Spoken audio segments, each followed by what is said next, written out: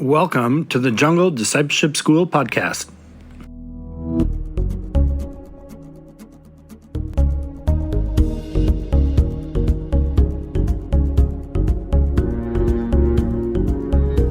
My name is David Small, and I'm going to be your super awesome, amazing, wonderful host on this next little bit here for this podcast journey. Thanks for being with us, as always. And I'm recording this watching a beautiful sunset in my cool JDS podcast recording studio, also known as the solar house because it has 3 inverters and all of our solar batteries in it. But it's up on the mountain overlooking camp and a beautiful spot. And actually, I had recorded, this is a true Mr. Bean moment here, but I'd actually recorded this podcast and it was fire. It was like really, I thought it was good. And I recorded it on the drive. I just drove back to JDS a few days ago and I recorded this awesome podcast on the drive. And then when I went to listen to it, I realized I had not turned my microphone on. And so my phone was just kind of recording the engine noises of my truck, which do sound cool, but not. So this is episode part 2, take 2 of that podcast episode. But I've got the microphones on and we're ready to go. And I was in Thailand. I had to do some visa stuff and just take care of some errands and motorcycle stuff and blah, blah, blah, blah, blah. And as I started to get ready to come back to JDS, and I was missing it. I just think there's something exciting happening right now in the lives of our students, and I just hated being back in the city. I wanted to be here, and I didn't want to miss a beat. I didn't want to miss anything that was going on. And anyways, as I started to prepare and think about coming back to JDS, I started to think about, I wonder what I could bring them. And, when I drove back, I had this cool looking motorcycle in the back of my truck. And, but I also bought them this big mixing board and sound system for the music team and the classroom. And I think they're going to be pretty excited about that. And I also brought some like dumbbells and weights, and the boys are going to love that. It's like one of those adjustable dumbbells where you just turn the dial and then pick it up and it has that much weight on it. And I thought, that's going to be pretty cool. The boys are going to really enjoy the dumbbells and the weights. And and so I was thinking about this. And I remember as a kid when my mom or my dad would go on a trip somewhere, and when they would come back, the first thing we would say is, what did you bring me? What did you bring me? Did you bring me a present? And as boys, me and my brothers would always ask this question. And I wonder, I don't really know, but I just was thinking about it as I was coming back here. And I was just wondering, I wonder if my parents thought, I want to bring some goodies for the boys. I want to bring some goodies back for the kids just to bless them, just so that they know I love them. I was thinking about them while I was gone. And I just found myself kind of in that category of just saying what can I bring what kind of goodies can I bring back for the students that when I come back that they know, he's going to bring us a present. He's going to bring us something fun. And so, it was just an interesting thought to have. And it kind of goes into this idea of what I was thinking about talking about today on the podcast. And if you are a subscriber of the 5 Bullet newsletter, which if you're not, you're missing out. But on the 5 Bullet newsletter that comes out, it's supposed to come out every second Wednesday, but it comes out every random Wednesdays. And I always have a song recommendation on there. And I've recently discovered this artist named Joe Barnes. And he used to be a part of Maverick City, and then he kind of went out on his own. And I really just started to listen to a couple of his songs, and I wanted to get to know him a little more. And, who is he? What kind of person is he? And what's this guy all about? And so I found a podcast where he was interviewed on the podcast, and I was listening to it. And there was something that he said on the podcast that just really struck me and kind of stuck in the back of my head, and I was listening to this podcast maybe 4 or 5 months ago, and he was coming to the end of his tour, his first kind of real tour that he'd done on his own. And he called up this woman, Rita Springer, who is like, some of you know Rita Springer. And she was the one doing this podcast interview with him. And he called her up and he said, "Hey, Rita, I have a question for you." And she said, "What's that?" And he said, "Where are all the mothers and fathers of our faith? Where are the spiritual mothers and the spiritual fathers of our faith? And why are they not with us?" And he went on to explain, like, okay, yeah, he's doing his thing and he's on tour and he's having these worship sessions and it's all good. But he looks around the audience and it's his peers and it's young people and it's, kind of middle-aged people. And he noticed an absence of elders, of the fathers, of the mothers of the faith. And he just thought, like, where are they? Where are they? This question kind of rattled around in my brain for a while. And, I was on this journey. I started this journey at the beginning of my decade of my 30s. And the idea of this journey was to put character over kingdom, that you spend the whole decade of your 30s rather than building your kingdom, i.e. your bank account, your reputation, your fame, all these different things. But you kind of have these hidden years of just refining your character. And the idea is that you become the kind of man that God can entrust power to, so that once God makes it impossible not to have the lowest seat at the table, that you suddenly step out and you are now the kind of man that when you have power, it does not bring harm to you and those under you, but rather you can handle it well. And I believe, and I think this is a Dallas Willard quote, but God is searching for men and women that he can entrust his power to. And so I was on this journey, decade in my 30s, came to an end last June, and I transitioned rather ungracefully into the decade of my 40s. And I turned 40 in June, and I did not turn 40 gracefully. I actually went kicking and screaming into the 40s. And it's so ironic because I had just spent this whole decade kind of with this mentality and this focus, this consent to refining my character. And then the decade came to an end and it was like, man, I don't want to turn 40. Like a little child. And it was ironic that I was acting this way. And sorry, Mom. She, anyways, I'm not going to get into that. But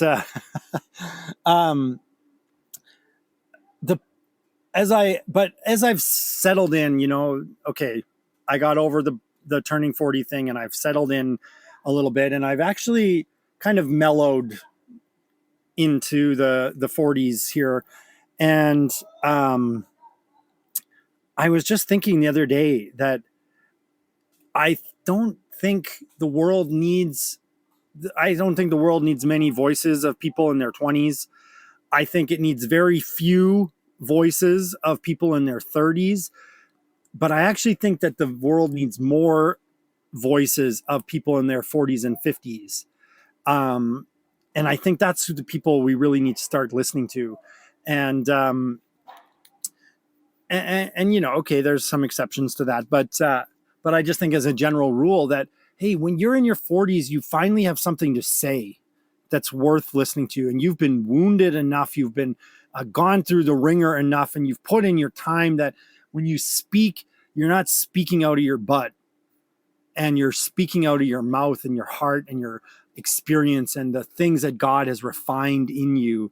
And I was thinking about that, and I also thought, you know what?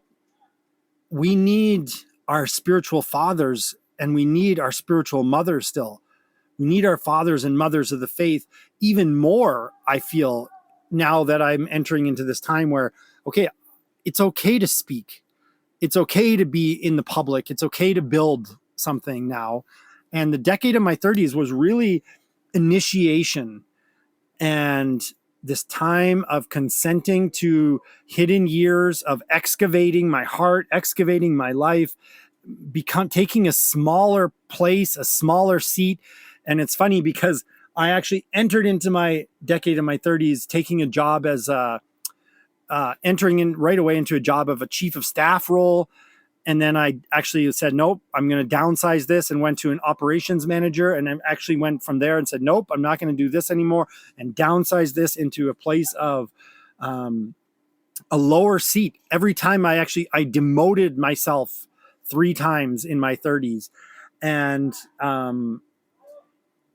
eventually you get to a place where, okay, God, I've got this decade under my belt, and I'm ready to speak again.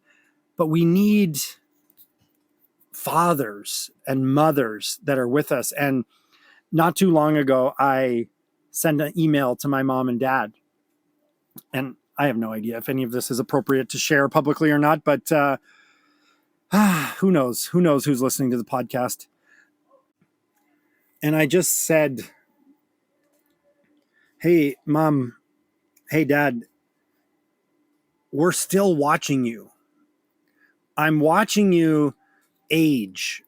I'm watching how you handle getting older, because I realize this because I fought against getting older, and the reason I fought against getting older is because I work with these young guys that are fit and strong, and girls too, and I need to be able to keep up with them, not only physically up and down the mountains, which I'm sucking wind a little bit on that, but also like emotionally and mentally and these things. And my one Korean buddy, Han, he always makes fun of me, and especially recently because we recently got on Instagram, and I kept referring to it as the Instagram, and then I had to get him to teach me how to, I'm still going to use the wrong words, like retweet a post on Instagram and share it to my wall or whatever. And he was like just cringing at my stupidity, and he's like, you're such a boomer.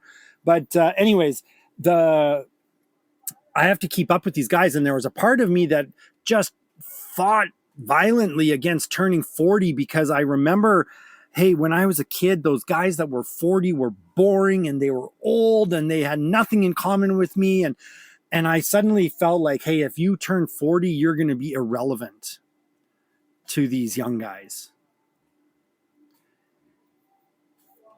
And I didn't want to be irrelevant. None of us want to be irrelevant. And I fought hard against this aging process. And I also recognized something in myself that, okay, my mom and dad are 20, 30, 40 years down the road from me. And I'm also watching how they, and not only my mom and dad, but, the elders in the church, how are they aging? And I'm watching them in my own struggle to age, and I'm watching them to see how are they handling these things. And my mom and I were joking this last summer about, she was saying something, her and my dad were laughing about dementia and these kind of things. And my mom and I were joking about laughing her way into dementia. My mom does not have dementia, but we just thought, oh, this is so funny, and we might as well like laugh our way into it. Because if you just get all serious about it and get moody and all weepy and cry about it, then it's going to suck. And it's going to suck one way or the other, but you might as well laugh your way into it. And I said to my mom, like, hey, Mom, let's write a book called Laughing My Way into Dementia. And anyways, I thought it would be funny. But it made me start thinking like, hey, I'm watching you, Mom. I'm watching how you age. I'm watching how you and Dad face your friends, even yourselves, my mom and dad don't have cancer, but how do you face people around you getting cancer? How do you face people around you dying? How do you face losing your friends? And how do you face the downsizing of your world? The loss of your mobility and even your breath and your heartbeat. How do you face those things? How do you handle them? Is it with grace and humor and laughter and joy in your heart? Or is it solemn? And, I remember really just clearly I was a real punk in my teenage years. And that might not surprise you, but, and I remember doing something in church that just made some of the religious people in the church really upset. And they were all complaining to the pastor about this. And the pastor ended up coming over to my house. And I remember really clearly, my room was in the basement, and the pastor came in and we sat down, and he said, your behavior, how you acted was really selfish, and you were only thinking of yourself. And we have these old people in the back of the church who are on death's door, and all they do is sit in the back and they wring their hands together and they think about death and they wonder when they're going to die. And I remember looking at him like, what? Like, first of all, I thought to myself, I was like a teenager, and I remember thinking, like, if you've got these old people in the back of your church that are just like cringing, waiting to die, waiting till the Grim Reaper comes and takes them away, then there's something wrong with your preaching. Which maybe there was something, but that's not the point. The point was, I remember thinking, like, I don't want to be like that when I'm old. I don't want to be this old person that is just worried and afraid of death. And, my grandpa, I never remember my grandpa being afraid of death or being this old, submitting to this idea of being an old person that was just ready to die or waiting for death to come along. My grandpa, even when they took his driving license away and they gave him one of those ridiculous scooters, he went down to the Canadian Tire and he bought this bear bullhorn kind of thing that's supposed to scare bears away, and strapped it to his little four-wheeled scooter. And he would go down these trails, and he said that his scooter had two speeds, turtle and rabbit, and he never went turtle speed. He always was in rabbit speed, and he would come around for these old fogies walking, and he's an old fogey himself, and he would blast his air horn and scare them into a heart attack, and he would fly by them at rabbit speed, and whatever was left of his white hair blowing in the wind. And I just remember, like, yeah, that's how I want to be as an old person. And I remember, so just recently, I go back to this message I sent to my parents. I said, hey, me and my brothers, like, we were always watching you guys as parents. And there's something in our culture that is suddenly like, okay, you're 18 or you're 20 or whatever, and you get a job and you move out, and we no longer have to parent you anymore. And yeah, there's definitely that phase of mom, dad, like, let me do this on my own. But I really believe we come back and we start to watch our parents again, because there are these places in us that continually need fathering, that continually need mothering. And we need people in our lives. We need to be looking ahead and being like, man, I don't know how to age gracefully. I don't know how to do this next decade. I don't have a framework for this. I don't have a roadmap for this. And so what we revert back to, like, what did mom and dad do? And so we're watching. And so when Joe Barnes on this interview, he asked this question, hey, where's the moms and dads in the balconies? Like, I want somebody that when I'm playing my music set, I want to look out over the audience of young people, but then I want to look up into the balcony, and I want to see somebody with my name written on a cue card that says, like, hey, I'm your champion. I am here for you. Like, there's my mom up there in the balcony cheering for me. There's my dad up in the balcony cheering me on. And we need that. We need those spiritual mothers and those spiritual fathers. And, I've realized that I go crashing through the seasons of my life sometimes too quickly.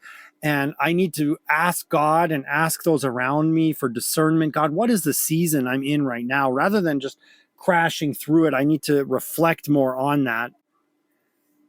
And there's this season that I find myself in of discipleship, where I'm now leading and running a discipleship school. And last year, I really went through this struggle and this time of thinking, like, man, who am I to run a discipleship school? Like, I do not have my act together most days. And who am I to lead these guys on a deeper journey? Who am I to disciple these guys? Like, get your act, get real, man. You're more like Mr. Bean than you are of a discipleship guy. And, as I've settled into this year, I've realized that, man, discipleship is really just parenting. It's just being a father. It's calling them out when they need calling out. It's noticing them when they need to be noticed. It's being their champion, their advocate, fighting for them, even when they're not fighting for themselves. That's discipleship. It's just fathering. It's just mothering. Parenting is discipleship. And there's something in our Western culture where we think, okay, the kid's 20, kick him out. He's done. I'm done my parenting duty. I'm done this discipleship process. But, discipleship is a journey that lasts our whole life. It's not a season. It's not a momentary thing. At JDS, we're a 10-month discipleship program. And lately I've been thinking, man, 10 months is not long enough. We're just getting started here and we've only got a few months left and we're just getting into the places where I'm like, oh, it's so good. Oh, what is happening in their hearts, the things that are happening in their minds and their lives is so good. And I wish I could go back to what we started with on the first week and start this whole thing over again, because now they're going to look at it and be like, oh, that's what you meant. Oh, I get it now. Oh, I see it. Oh, my heart is open to the fact that God is a father. Whoa, he's with us. He's fathering us. And so I come back to the idea of, where are our spiritual mothers? Where are our spiritual fathers, the fathers of the faith, the ones that lead us? And, I really believe the enemy has attacked hard the family unit. And now the family in a lot of places is destroyed and broken. And the church is under this amazing attack. And we are now we've lost the fathers and the mothers. We've lost them. And spiritual parenting in the church is actually very rare. We don't have these spiritual mothers and these spiritual fathers. And I'm not saying this to belittle my biological mother and father at all. Because I believe that the realm of discipleship, the realm of spiritual nurturing is a community thing. It happens in the body. It happens in the whole church. And we've lost this generation of, that's not true. We haven't lost them. There are some that are there, but we need, maybe is a better word to say, we need these spiritual mothers and these spiritual fathers. And if I'm going to be a voice in my 40s, if I'm going to have a platform in my 40s to talk about the experiences of my life, then I surely need people in their 50s, 60s, 70s, 80s to kick my butt, to challenge me and say, hey, man, you need to do it like this. And I need to see those people. I not only see them, but I need to be involved in the lives of those people that are aging gracefully, that are entering into that next phase of being old in a way that I can watch and be like, yes, I want to age like that. I want to age like this guy. Or there's so much Mom, Dad, I love you. There is so much about you guys that I love and adore. And I watch your marriage. I watch your relationship. I watch the way you guys talk and joke. I watch your humor. And there's so much of that that I've caught. And I want to continue not only with you, Mom and Dad, but with the spiritual mothers and fathers. I want to watch you guys and be like, yes, yes, that is how you age gracefully. That is how you enter into, that is how you face cancer and death and the shrinking of your lives. Oh yeah, that's how you do it, because you do it with laughter and joy and with Jesus. And so if you're a spiritual mother and father, or you think you may be in that decade or generation, hey, we're watching you. Us 30s, 40-year-old people, we're watching you. We're watching how you handle it. And we need you. We need you to step up and age gracefully.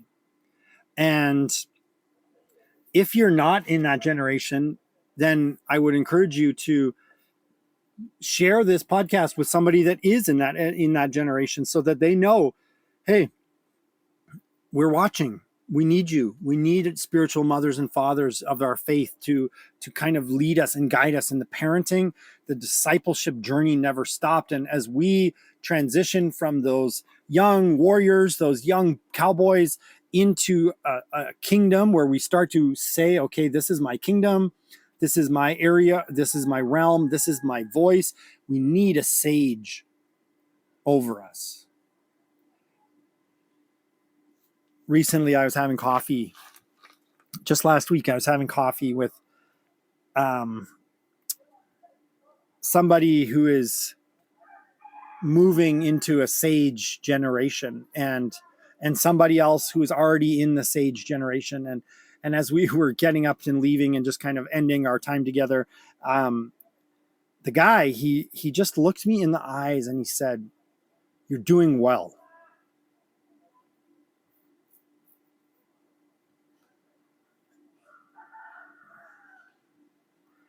And it was, it was just like this, like, yeah, okay, this has been the hardest thing I've ever done, starting this school and running this school and all the challenges and being on my own to do most of it. And just to have somebody to look me in the eyes, or to be up in the balcony, and I look up in the balcony and he's got my name written on a big cue card and he's saying, hey, yes, I'm with you.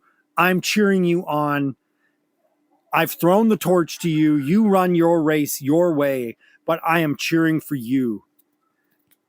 We need those people. We need more of those people. There are some of them out there. You know, my mom and dad are amazing and awesome, and they're only two people, but I have more. There's I have a half dozen people in my life, spiritual mothers and fathers, but we need more. We all need more. We need them to show up, to get rowdy, to cheer, to make a ruckus for us. We need them. Okay, enough of that. Shifting gears to JDS stuff. Two exciting, fun, interesting things I want to just unpack and talk about quickly before it is JDS dinner time. So bear with me here.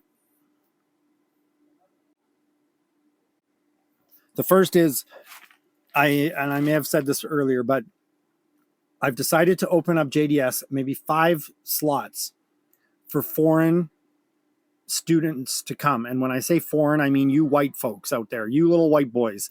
Okay, it doesn't have to be white, but the American, Canadian, English, Australian, non-Burmese people. And here's why. Let me explain this.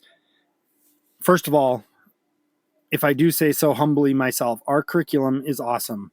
I think that the material that we have here is just, everybody needs to sit in this kind of material and consent to a year, a process, a path, a decade of just saying like, hey, I'm going to consent to just being a student in this and soak in this. So I think our material is awesome.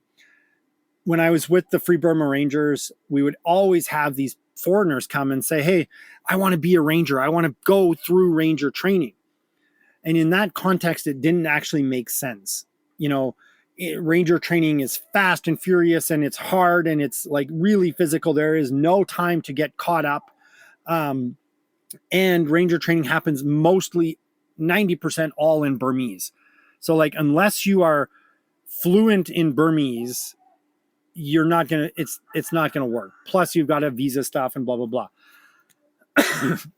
But, our context is different, where we have the time, where we've got a slower pace, and the primary language of our instruction is in English first, and then translated into Burmese. So an English student could actually sit in this teaching. And I thought there's a benefit on both sides. One is for our Burmese students.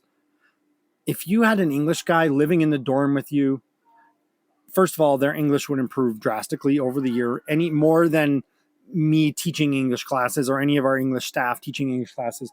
But you would have a friend and an advocate for the rest of your life, and to live and sleep and carry loads and eat alongside for like an American or Canadian student. This would just be such a gift for these ethnic guys. They would have a champion for the rest of their lives. And then for our Canadian or American students to come, man, this would be an experience that they would never forget. They would be immersed in this culture. They would be put to the paces. They would be challenged to be uncomfortable and to live a hard life, harder than they've ever lived before, and to experience what is it like here, and to get their faith, to put their faith into action. I really believe it would be a life-changing experience. And I know dozens of guys that need life-changing experiences that would never step into it. And so they need to have courage to step into this kind of experience, to say like, okay, this is not going to be easy. This is not going to be comfortable, but I love the Lord and I love being uncomfortable. I love adventure. I'm going to step into this. I'm going to accept and I'm going to consent to this. And so if that's you and something is like lighting up or inside of you, get in touch with me. Or if it's not you, but you can think of a young person that, oh, this is for them. Yes, this is exactly what that person needs. Get them in, talk to them, pray for them, get them in touch with me, get our material in front of them so that they can, even this podcast episode, so they can listen to it. Because we're only going to accept 5. And I just think it's a really a life-changing experience. Starting September 2025, JDS 2. This is JDS 1. These guys are the trailblazers. JDS 2 is going to be even better. And the first 5 foreign students that can be a part of JDS 2 are going to be a part of history. And it's awesome to be a part of history. The second thing is I'm going to need staff, Bible teachers, worship leaders to come next year and be teaching the curriculum here. And my preference is for a married couple to come, a whole family to come, but I really need new staff to come out and help us next year at JDS for part of JDS 2. And the program goes September, or basically the end of August until May, the end of May, 10 months. And I just think we are doing something awesome here. We are doing something amazing here. It won't be easy, but it'll be amazing. It'll be great. It'll be part of the kingdom of God. And so pray about it. If that's you, if that's your family, don't be led by comfort. Don't be led by fear. Be led by God. Be led by love. God is love. Pray about coming. And if it's not you, for sure it's not you, then send this to somebody. Or if you think, oh, that couple, man, they would be all over this. We need them. We really need them. And so get them in touch with me. Okay, that's that. It's dinner time. I love you guys. I'm so thankful that you're with me. you're with me and all of us here at JDS in this process.